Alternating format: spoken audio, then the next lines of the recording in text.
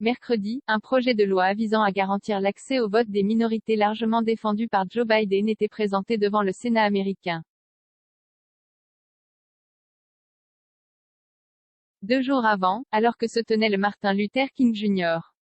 Day, jour férié aux États-Unis, de nombreuses personnalités ont tenu à s'exprimer en faveur de cette réforme électorale, à l'instar de Stevie Wonder.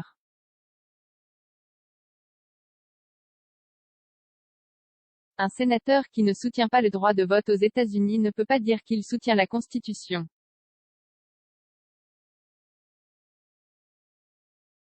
Si nos droits vous importent et que vous les soutenez, mettez-vous au boulot, a déclaré l'icône musicale dans un message vidéo publié sur sa chaîne YouTube.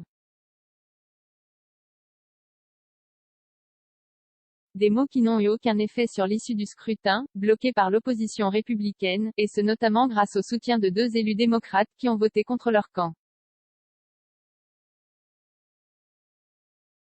Un principe délétère en effet, le texte de loi reste en suspens grâce à la règle dite du filibuster qui permet à l'opposition de bloquer les débats tant qu'une majorité des 3/5, soit 60 sénateurs sur 100 ne se distingue pas.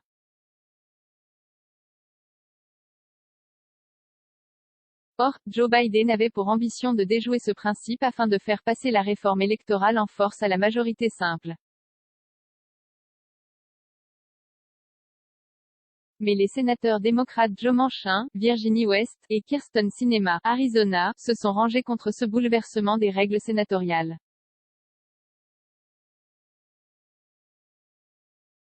Pour Stevie Wonder, c'est tout simplement une aberration démocratique et lui laisse penser que les élus n'ont pas en ligne de mire la protection des citoyens. L'obstruction parlementaire ne fonctionne pas en démocratie, a-t-il ajouté. À l'origine, le principe du filibuster est censé pousser les élus des 2 camps à parvenir à un compromis en permettant aux partis minoritaires d'ajourner le vote d'une loi. Mais en pratique, le recours fréquent au filibuster au sein d'un Sénat américain plus clivé que jamais provoque un enlisement démocratique et rend extrêmement difficile la mise en place de réformes majeures aux États-Unis.